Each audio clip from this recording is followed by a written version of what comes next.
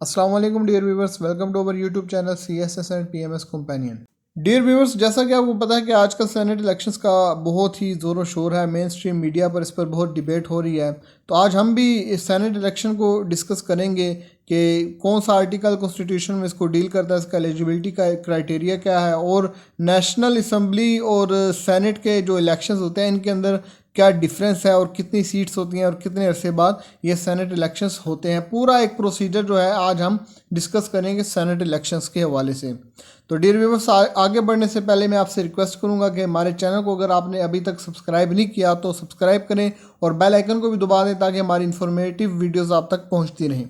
तो चलिए जनाब, सेनेट इलेक्शंस को डिस्कस करते हैं। डियर व्यूअर्स, पाकिस्तान में जो पार्लियामेंट है वो 2 हाउसेज में डिवाइड है, एक तो लोअर हाउस और एक अपर हाउस। लोअर हाउस जो है वो नेशनल असम्बली है और अपर हाउस जो है वो सेनेट है, जिसको आप आज डिस्कस करेंगे। 1973 के कॉन्स्टिट्यूशन ऑफ पाकिस्तान से पहले सेनेट इलेक्शन नहीं होते थे क्योंकि सेनेट का वजूद ही नहीं था 1973 से पहले। ये 1973 जो जब कॉन्स्टिट्यूशन आया तो उसके बाद सेनेट बनी और उसके बाद सेनेट इलेक्शंस होने शुरू हुए। और जहाँ तक बात है कि पाकिस्तान के कॉन्स्टिट्यूशन का कौन सा आर्टिकल इनको डील करता है, तो आर्टिकल 59 जो है कॉन्स्टिट्यूशन ऑफ पाकिस्तान 1973 का, वो सेनेट इलेक्शन को डील करता है।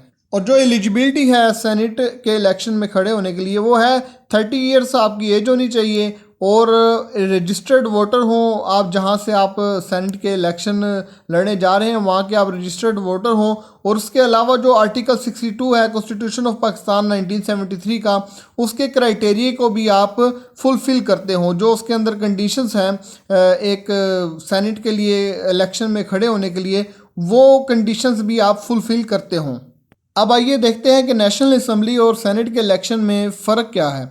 डियर व्यूअर्स, जो नेशनल असम्बली के इलेक्शन होते हैं वो पॉपुलेशन के हिसाब से होते हैं। अब जिस तरह के पंजाब की जो सीटें हैं आबादी के हिसाब से वो 183 हैं, जबकि बलूचिस्तान की 17 सीटें हैं। अब इस वजह से एक डिस्पैरिटी आ जाती है रिप्रेजेंटेशन के हवाले से। जो सूबों की रिप्रेजेंटेशन है उसके अंदर एक डिस्पैरिटी आ जाती है। और दूसरी बात यह है कि जो नेशनल असम्बली के इलेक्शन होते हैं उसमें सिर्फ और सिर्फ विक्टोरियस पार्टी के जो वोट्स हैं वो काउंट होते हैं, बाकी जो वोट्स होते हैं वो ज़ाया हो जाते हैं। जबकि सेनेट के जो इलेक्शन हैं वो थोड़े इससे डिफरेंट हैं। सेनेट के इलेक्शन इस डिस्पैरिटी को जो सूबों के दरमियान आती है उसको भी ओवरकम करते हैं। सेनेट के अंदर जो इलेक्शन होते हैं उनमें जो MNA और MPAs हैं वो सेनेटर्स को इलेक्ट करते हैं, जबकि नेशनल असम्बली में जो इलेक्शन होते हैं उनमें आम आवाम राय दही का हक अपना इस्तेमाल करती है। इसके अलावा जो सेनेट इलेक्शन में एक बड़ा दिलचस्प वोटिंग सिस्टम है वो अडॉप्ट किया गया है, सिंगल ट्रांसफरेबल वोट। अब ये जो वोटिंग सिस्टम इंट्रोड्यूस कराया था थॉमस राइट हिल ने 19वीं सेंचुरी में, जो कि ब्रिटिश मैथमेटिशियन है। इस वोटिंग सिस्टम के मुताबिक जो कैंडिडेट है उसको जीतने के लिए 1/4 वोट्स रिक्वायर्ड होते हैं।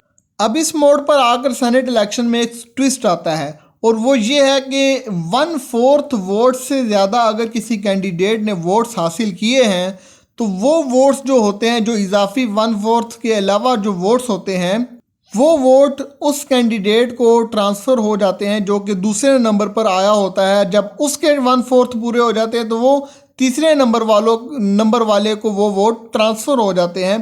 तो ऐसे सेनेट के इलेक्शन के अंदर जो एक एक वोट है वो काउंट किया जाता है, जबकि जो नेशनल असम्बली के इलेक्शंस हैं जो जीता उसमें वही सिकंदर वाला हिसाब है।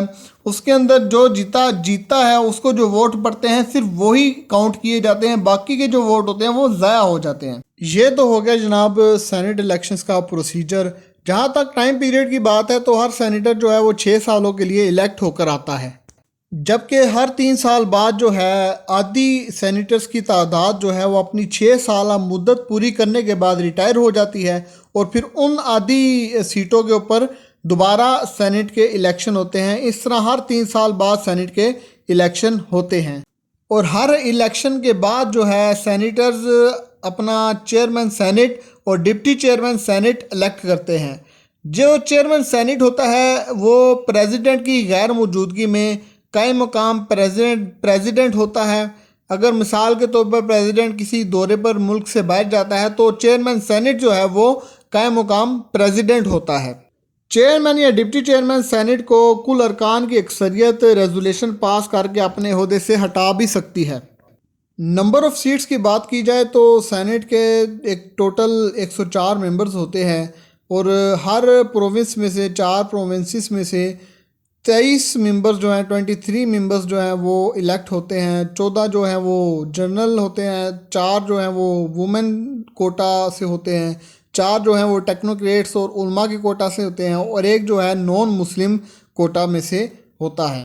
इनके अलावा जो 4 सेनेटर्स होते हैं वो फेडरल कैपिटल से यानी कि इस्लामाबाद से मुंतखब होते हैं, जबकि जो 8 हैं वो फाटा से मुंतखब होते हैं।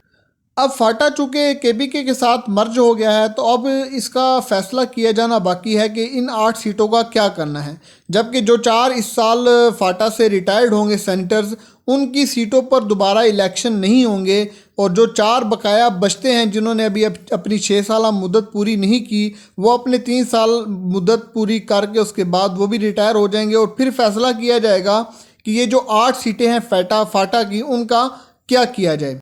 डियर व्यूवर्स, तो ये था सारा सेनेट इलेक्शंस का प्रोसीजर कि कैसे सेनेट इलेक्शंस होते हैं। डियर व्यूवर्स, हम बहुत ही मेहनत करके आपके लिए वीडियोस बनाते हैं। हम आपसे गुजारिश है कि हमें फ़ीडबैक से ज़रूर आगाह कीजिए और हमारी वीडियोस को लाइक करें, शेयर करें, कमेंट करें और हमारे इस चैनल को भी ज़रूर सब्सक्राइब करें और बेल आइकन को भी दबा दें ताकि हमारी इन्फॉर्मेटिव वीडियोज़ आप तक पहुँचती रहें।